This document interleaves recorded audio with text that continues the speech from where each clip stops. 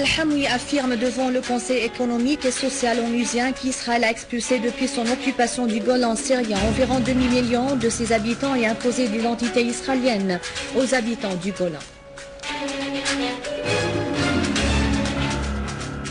Les unités de l'armée arabe syrienne continuent de traquer les résidus des groupes terroristes.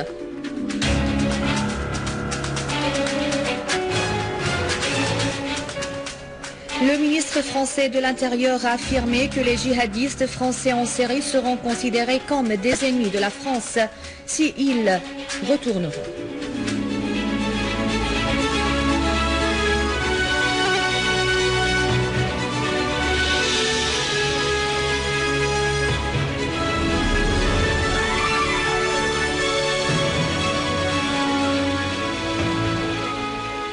Bonsoir. Le délégué permanent de la Syrie auprès du Bureau des Nations Unies à Genève, Faisal Hamoui, a affirmé devant le Conseil économique et social onusien qu'Israël avait expatrié depuis son occupation du Golan syrien en 1967 environ demi-million de ses habitants originels, violé les droits de ceux qui y sont restés et imposé l'identité israélienne aux habitants du Golan. أن يثق بحياد اللجنة وبمهنيته. Al-Hamoui a souligné que nombre de prisonniers syriens avaient passé plus de 28 ans dans les geôles de l'occupation israélienne, dans des circonstances inhumaines, ce qui aboutit à la mort de nombre d'eux.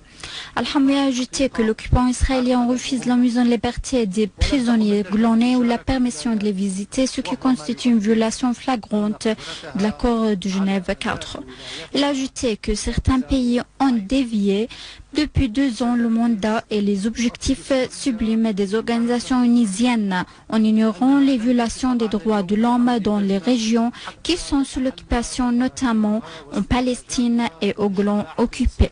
Al-Hamoui a affirmé que la majorité des réunions des Nations Unies ont été consacrées pour examiner et adopter des résolutions partiales contre la Syrie dans le but d'exécuter les ordres de certains pays partenaires dans l'effusion de son syrien. Al-Hamoui a affirmé que la majorité des réunions des Nations Unies ont été consacrées pour examiner et adopter des résolutions partiales contre la Syrie, dans le but d'exécuter les ordres de certains pays partenaires dans l'effusion de son syrien, ce qui a donné le feu vert à Israël pour intensifier ses actes de répression et de tuerie, poursuivre et la colonisation dans les territoires occupés.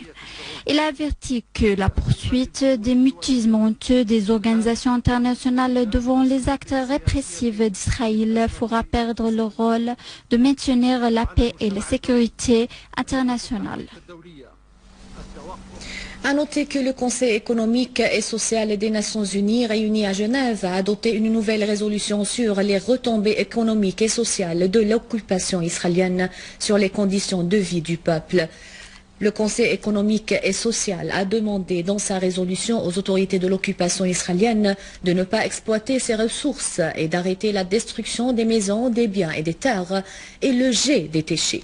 Le Conseil a exprimé son inquiétude devant l'exploitation par Israël des ressources naturelles en Palestine et au Golan occupé et a affirmé que l'occupant israélien bloque et entrave d'une manière dangereuse les efforts déployés pour réaliser un environnement économique durable. Le secrétaire général du parti Hezbollah, Sayed Hassan Nasrallah, a souligné que la résistance nationale au Liban est forte car elle est bien ancrée dans la conscience populaire et elle bénéficie d'un grand soutien. La résistance n'est pas un phénomène passager qui passera inaperçu. Elle n'est pas non plus une idée importée de l'étranger. C'est pour cela qu'elle ne sera pas brisée.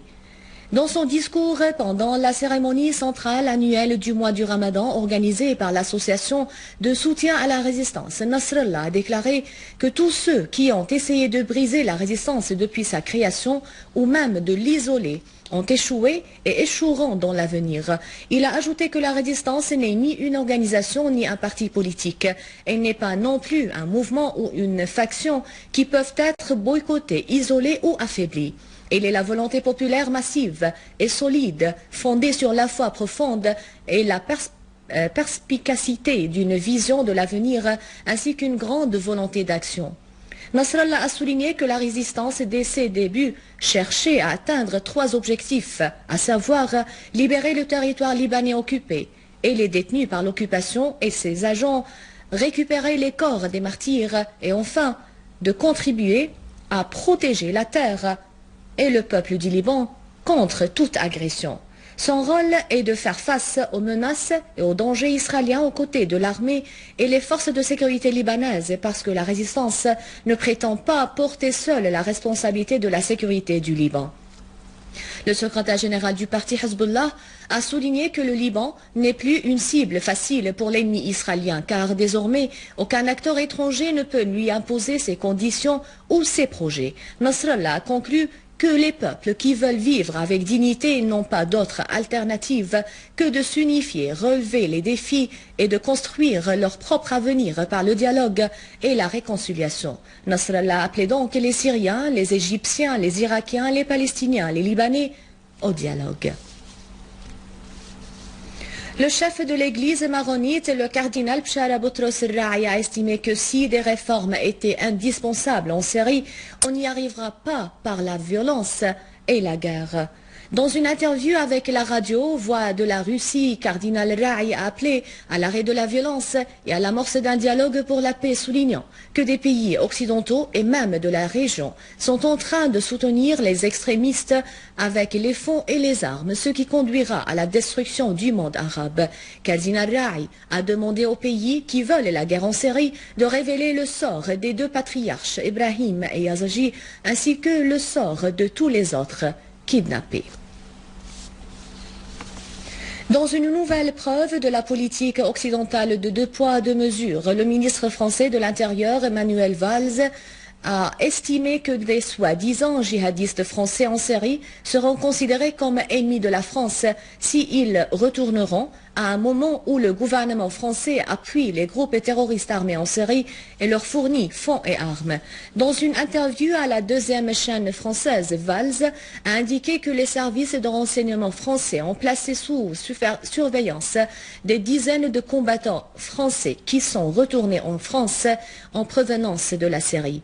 Pour sa part, le directeur du Centre de la lutte antiterroriste américain, Matthew Olsen, a reconnu l'augmentation du nombre des terroristes qui se rendent en Syrie à partir de l'Europe et des États-Unis pour combattre aux côtés des groupes terroristes armés en Syrie.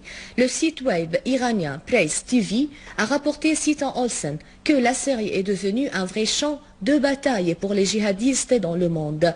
Selon Olsen, le problème est que ces personnes qui partent pour combattre en Syrie deviendront plus extrémistes et mieux traînées ou entraînées avant de retourner cette fois-ci comme partie du mouvement mondial du djihad en Europe et probablement aux États-Unis.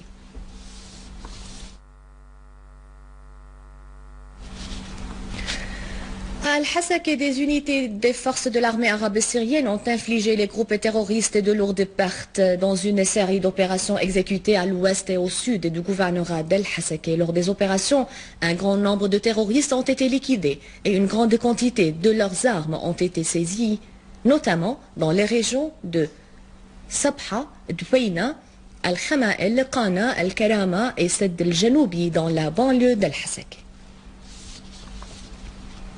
Dans la banlieue de Idlib, les forces armées syriennes ont abattu de nombreux terroristes à Bara, Shnan, Frika, Kfarrouma, Ma'aret al-Nu'man et Nahle dans la banlieue de Ariha et détruit leurs armes et munitions. Une unité de l'armée arabe syrienne a détruit un atelier de fabrication d'engins explosifs à Saraqib et fait des tués et des blessés dans les rangs des terroristes qui s'y trouvaient. L'armée a également éliminé des terroristes du front Nasra alors qu'ils étaient réunis dans le repère du terroriste Ibrahim al-Abrash dans la ville de Saraqib. Les forces armées syriennes ont par ailleurs détruit un repère des chefs des groupes terroristes affiliés au front Nasra dans la ville de Bennesh, abattu 10 terroristes et détruit leurs armes et munitions. L'armée arabe syrienne a également mis en échec une tentative des terroristes de faire sauter 11 engins explosifs de 10 à 50 kg sur la route de Rami Kfar Shilaya dans la localité de Ariha. Et dans le gouvernorat d'Alep, les unités de l'armée arabe syrienne poursuivent leur mission antiterroriste. En effet, des unités de l'armée syrienne ont tué des terroristes dans plusieurs quartiers d'Alep et de sa banlieue et détruit nombre de leurs repères. Une unité de l'armée a avorté une tentative terroriste de s'infiltrer depuis le cimetière Hanano à Alep vers le quartier As-Safa à Karm el-Jabal.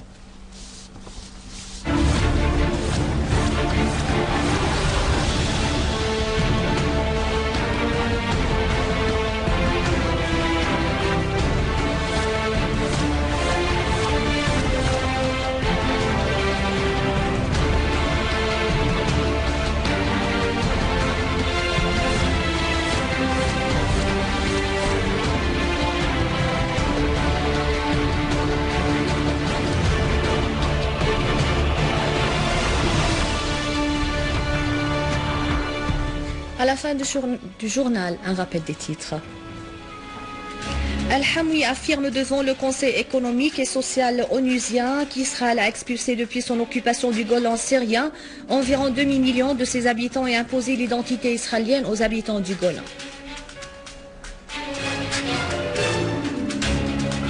Les unités de l'armée arabe syrienne continuent de traquer les résidus des groupes terroristes.